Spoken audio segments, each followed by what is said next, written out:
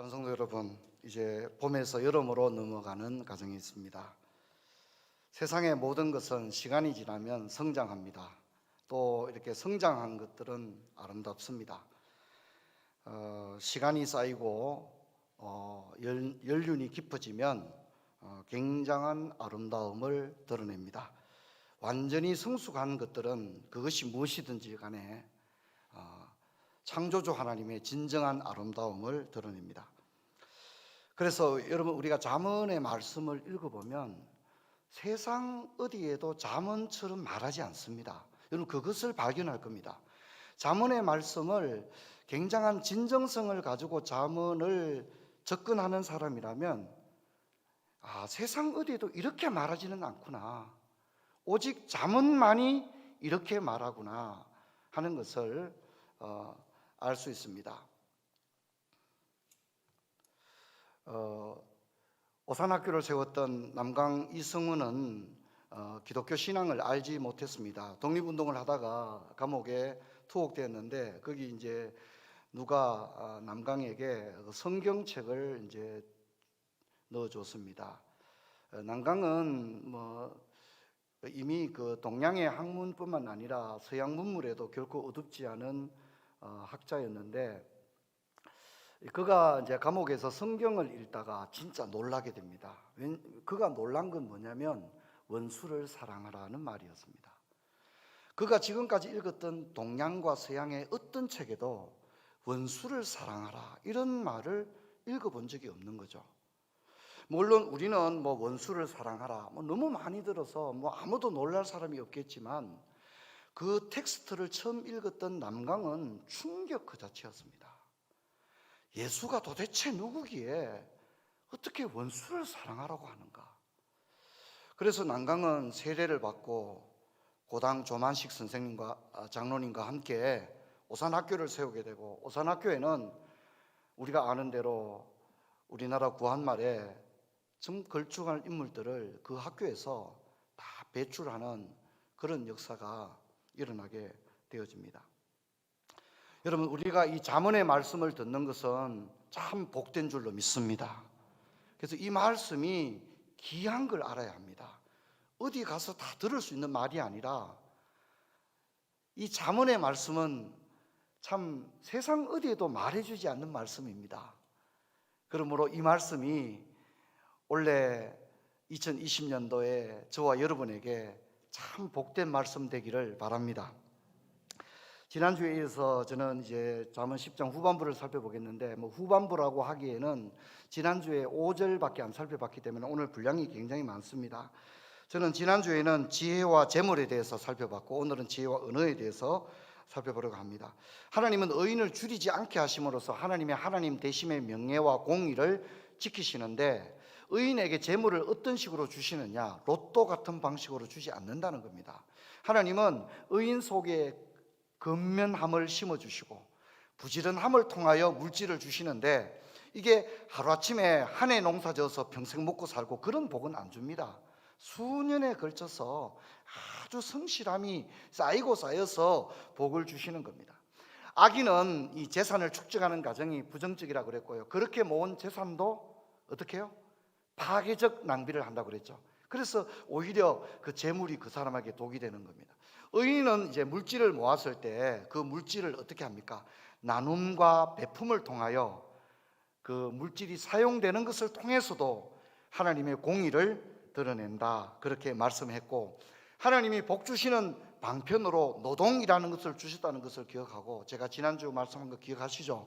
저와 여러분은 주님 앞에 가는 그날까지 부지런히 일하는 저와 여러분 되기를 바랍니다. 그래서 우리가 내 돈 벌어놨는데 안 됩니다. 그 돈 내가 쓸 돈이 아닙니다. 남만 생각하다가 나만 위해서 살다가 주님 앞에 갈 겁니까? 그건 아니지 않습니까? 그래서 우리가 대단한 인생은 살지 못한다 할지라도 진짜 우리도 베푸는 인생, 나누는 인생, 그렇게 살게 되길 바랍니다. 그리스도인들이 게으른 것은 굉장히 창피스러운 겁니다. 하나님의 백성들이 게으른 것은 참 하나님 앞에 부끄러운 거예요. 그래서 여러분 우리가 신앙생활도 열심을 품고 주를 섬기기를 바랍니다. 여러분 오늘 6절을 읽었는데 6절에 보면 의인의 머리에는 복이 임하나 악인의 입은 독을 머금으니라 그랬습니다. 의인과 악인을 대조하면서 의인에게는 머리와 복을, 악인은 입술과 독을 연결하는데 입술에 독이 가득하다. 편히 있는 분은 이 독이라는 말에 밑줄을 그으시고 여기에다 폭력이라는 단어를 이렇게 넣어서 읽어도 좋습니다. 악인의 입은 폭력을 머금었느니라. 그렇게 읽어도 원문의 뜻이 훼손되지 않습니다. 오히려 원문을 직설적으로 표현을 하자면 악인의 입은 폭력을 머금었느니라. 폭력이 넘쳐난다. 폭력으로 가득 차 있다. 입에 막 폭력이 꽉 차 있는 거예요. 그걸 직설적으로 표현하면 그런 거예요. 이걸 우리 번역은 독을 머금었다 이렇게 조금은 서정적으로 했지만 직설적으로 하면 입에 막 온갖 폭력이 다들 세상의 모든 폭력이 입안에 꽉 차 있는 거예요. 머금었다는 말은 풍성할 정도로 충만하게 그득히 들어있는 거 이런 뜻을 말하고 있는 거예요. 오늘 10장 6절 이하는 특별히 언어에 대해서 집중하는데 말은 1차적으로 의사소통 수단이지만 말의 영향력은 엄청납니다. 특히 잠언은 의인이냐 악인이냐를 구별하는 매우 중요한 기준으로서 언어를 상정하고 있다는 겁니다.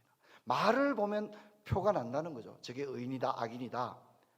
악인이 아무리 자신을 포장하려고 해도 포장이 안 돼요. 왜? 입에 독이 있기 때문에. 의인은 아무리 겸손해도 드러나요. 왜냐하면 의인의 입에서는 이제 뒤에 나오겠지만 의인의 입은요 생명샘이거든요. 그래서 잠언은 말은 의인과 악인을 구별하는 가장 큰 특징으로 상정합니다. 그리고 이 잠언은 악인의 미래, 폭력으로 넘쳐나는 악인의 독을 머금은 그 입술이 가져올 미래는 멸망이라고 결론을 내리고 있습니다. 악인의 미래는 멸망입니다. 6절부터 32절까지 우리 읽지 않았지만 오늘 저녁에 다 가정예배 드리면서 이 텍스트 전체를 읽으시고 말씀을 나누기 바랍니다. 여러분 악인은 입술로 말미암아 멸망에 이른다고 반복적으로 이야기하는데 10장 8절을 보면 마음이 지혜로운 자는 계명을 받거니와 그다음 뭡니까? 입이 미련한 자는 멸망하리라 그렇게 말하고요. 10장 14절을 보면 지혜로운 자는 지식을 간직하거니와 미련한 자의 입은 멸망에 가까우느니라 또 이렇게 얘기합니다. 그리고 10장 31절을 보면 의인의 입은 지혜를 내어도 패역한 혀는 배임을 당할 것이다. 배임을 당할 것이다. 그렇게 이야기를 합니다. 여러분 우리 지역에 있는 문화는 말의 영향력을 좀 가볍게 다루는 경향이 있죠. 뭐 말 한마디 한 거 가지고 뭐 그러냐 막 이런 얘기 좀 종종 듣지 않습니까? 근데 여러분 성경은 특히 잠언은 거기에 동의하지 않습니다. 말 한마디 한 거 가지고 뭘 그러느냐가 아니라 그건 엄청난 겁니다. 말 한마디가 입술을 통하여 나가게 될 때에 어마어마한 일들이 일어나는 거예요. 말 한마디 한 거 가지고 뭐 그러느냐가 아니라 큰일 나는 겁니다.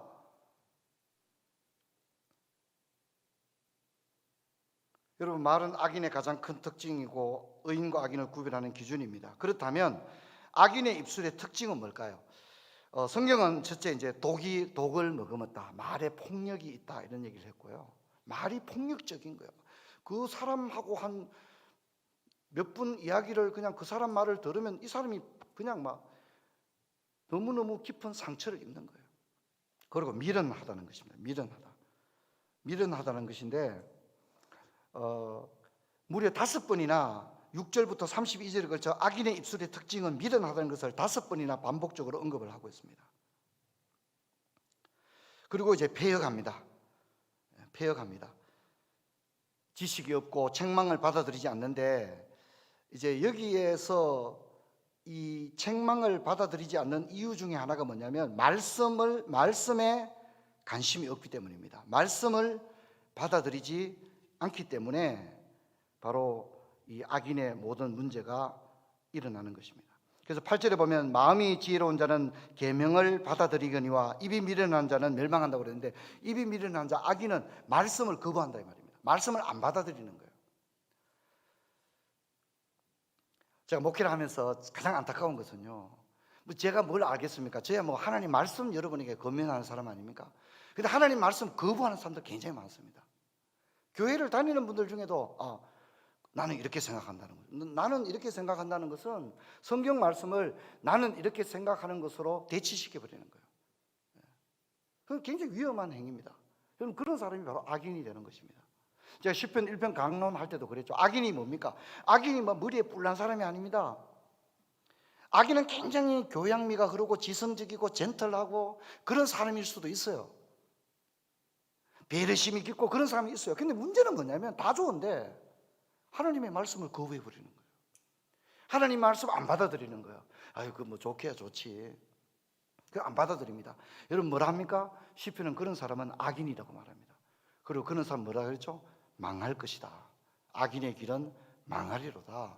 분명하게 이야기를 하고 있습니다. 성도 여러분, 주님은 피로 값주고 교회를 세우셨고 교회 안에 말씀을 증거하는 것과 성례를 집례하는 일을 위하여 하나님께서 목사라고 하는 교직 제도를 세우신 줄로 믿습니다. 그렇다면 여러분, 목사님이 말씀 강론이나 신방을 가서 또는 양육을 하면서 여러분에게 권면하는 말은 여러분, 하나님께서 천사를 보내어 여러분을 권면하는 게 아니라 비록 부족하지만 하나님께서 말씀의 사자를 세워서 말씀을 대응케 하심을 통하여 하나님께서 여러분에게 하나님의 뜻을 전하시고 계신 줄로 믿습니다. 그러므로 이 말씀을 마음에 받는 것은 굉장한 복이 아닐 수 없습니다. 하지만 악인은 하나님의 말씀을 받지 않습니다.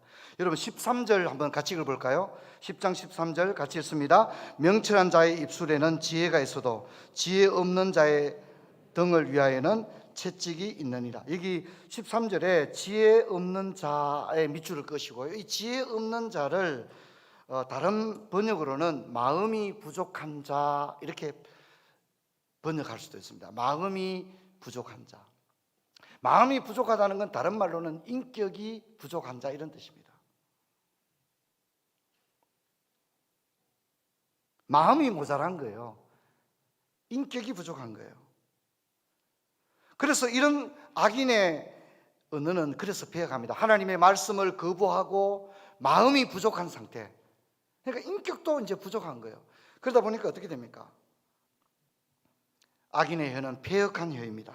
패역하다는 것은 도덕이 없고 양심이 결여된 언어인데, 사람처럼 생겼으면 사람의 말이 입에서 나와야 되는데 사람의 언어가 나오는 게 아니라 짐승의 언어가 나오는 것입니다. 이 굉장히 위험한 얘기죠. 굉장히 진짜 잠언에서 두려운 표현이다, 저는 그렇게 생각합니다.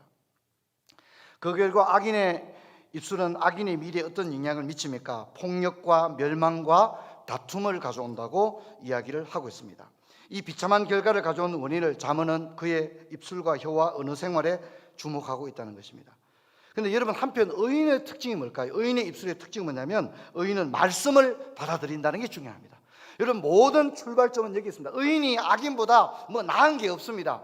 나은 것이 있다면 의인은 하나님의 말씀을 언제나 받아들였습니다. 그러다 보니까 그 입술도 복된 입술이 된 줄로 믿습니다. 하나님의 말씀을 받아들이다 보니까 그렇게 되는 거예요.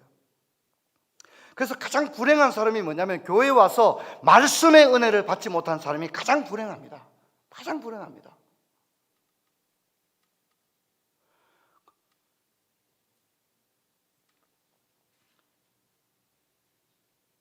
그리고 10장 11절에 보면 의인의 입술은 생명샘이다 그렇게 얘기합니다. 퍼내어도 참 그 옹달샘의 신선한, 그리고 아주 깨끗한 물이 끊임없이 퍼내어도 그 입에서 마를 줄 모르는 생명샘과 같다. 의인의 입술이 그렇다는 겁니다.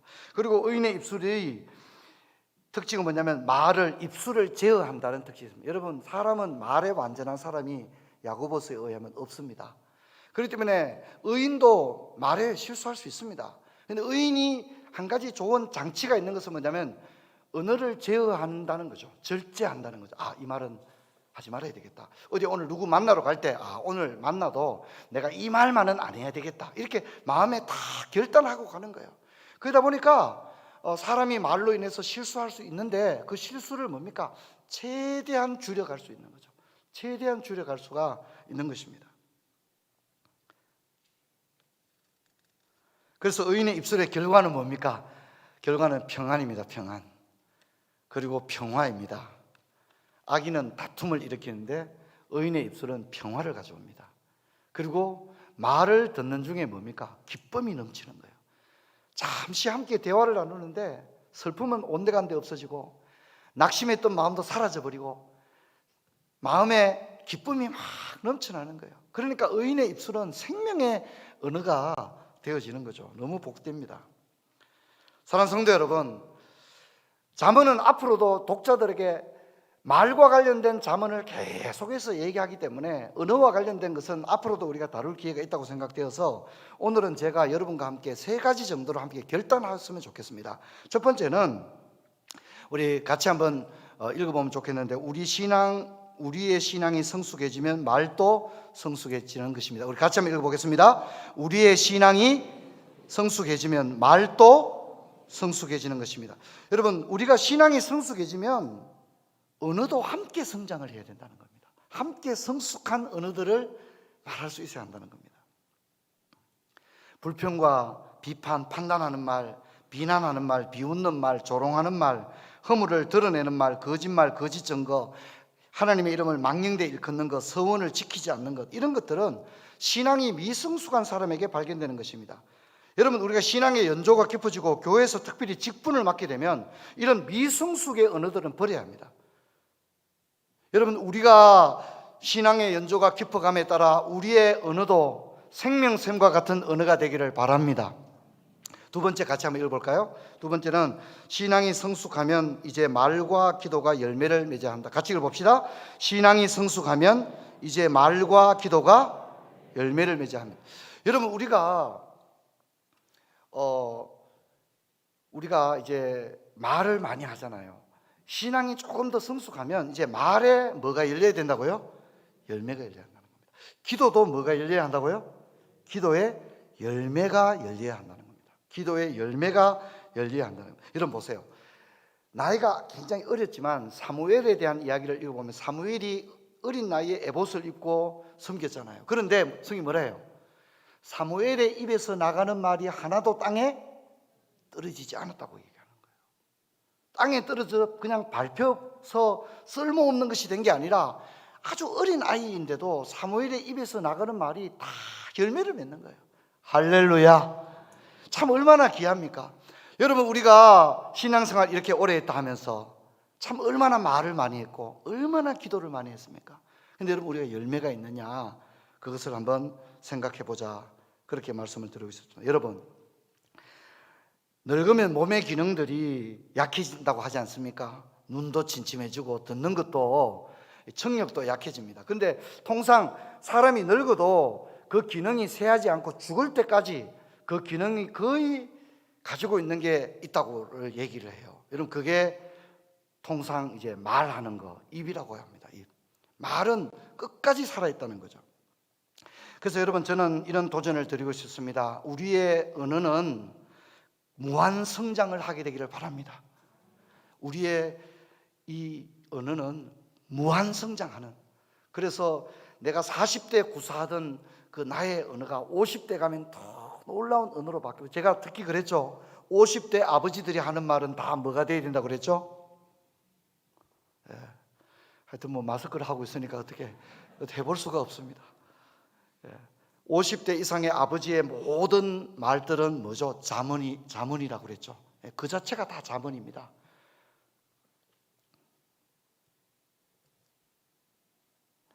여러분, 그래서 베드로전서 4장 11절은 이렇게 이야기하고 있습니다. 우리 같이 한번 읽겠습니다. 만일 누가 말하려면 하나님의 말씀을 하는 것 같이 하고, 누가 봉사하려면 하나님이 공급하시는 힘으로 하는 것 같이 하라. 이는 범사에 예수 그리스도로 말미암아 하나님이 영광을 받으시게 하려 함이니 그에게 영광과 권능이 세세 무궁하도록 있느니라. 아멘. 말하려면 하나님의 말씀을 하는 것 같이 하라 그랬습니다. 그래서 마지막으로 우리가 결단해야 될 게 뭐냐면, 말에는 하나님의 영광이 나타나야 한다는 겁니다. 우리 같이 한번 읽어봅시다. 말에는 하나님의 영광이 나타나야 한다. 그러므로 성숙한 신자는 말을 통해서 하나님의 영광을 나타냅니다. 말 한마디 할 때 하나님의 영광이 높아지고 듣는 사람들이 다 하나님께 영광을 막 돌리는 거예요. 그리고 그 말에 예수의 향기가 나는 거예요. 성도 여러분, 우리가 이런 언어 생활을 목표로 삼기를 바랍니다. 잠언을 또 앞으로 읽어가면 이 말과 관련된 잠언이 계속 나오겠지만 모태신앙이다, 3대째쯤 되면 성자가 돼야 됩니다. 예수 믿은 지 이제 20년 30년이 되고 직분을 맡고 이러면 야, 나도 권사님처럼 저렇게 말하고 싶어. 야, 나도 장로님처럼 저렇게 말하고 싶어. 어떻게 입에서 저런 말이 나올 수 있을까? 여러분, 우리가 그런 생명의 언어를 가지게 되는 그런 은혜가 있기를 주의 이름으로 축원합니다. 제가 기도하겠습니다. 하나님 아버지, 감사합니다. 저희들 이제 오늘 잠언의 말씀 통해서 언어에 대해서 생각해 봤습니다. 악인의 언어를 버리게 하시고 생명의 언어, 의인의 언어를 가지는 저희들 되기를 원합니다. 하나님의 말씀을 받아들이고 그 말씀으로 말미암아 우리 가운데 언제나 우리의 언어가 하나님께 영광을 올려드리며 예수의 향기를 나타내는 그런 복된 언어로 삼아 주옵소서. 주 예수 그리스도 이름으로 기도하옵나이다. 아멘.